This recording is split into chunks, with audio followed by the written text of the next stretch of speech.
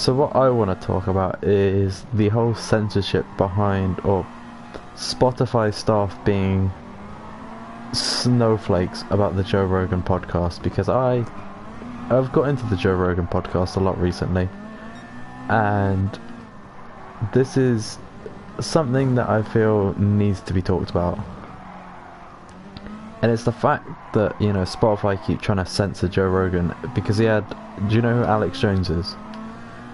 Well, if you don't, basically he's this guy who's like very right wing in America, and he has a lot of like crazy conspiracy theories.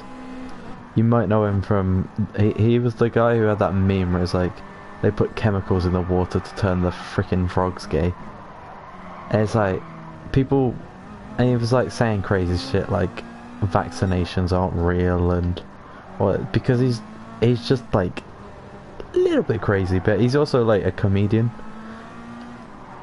And of course everyone at Spotify, when they heard that they were getting this quote, I'm playing with one hand, quote, controversial like figure on the Joe Rogan experience, people on Twitter and at Spotify were losing their shit. And it's like, bro, I'm not going to go to the Joe Rogan podcast to learn facts from Alex Jones.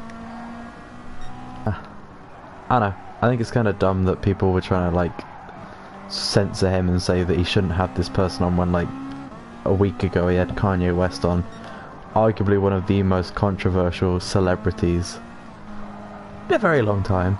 Kanye's, I love Ye, but he's a little bit mental. But it was also a very interesting interview. Like, Joe Rogan is a very interesting podcaster. Yeah, he's a very interesting person. Like, people at Spotify are very protective.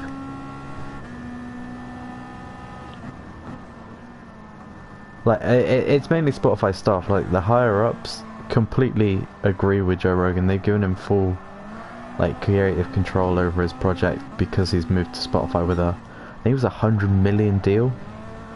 It's just kind of crazy that like the staff are very like leftists and stuff.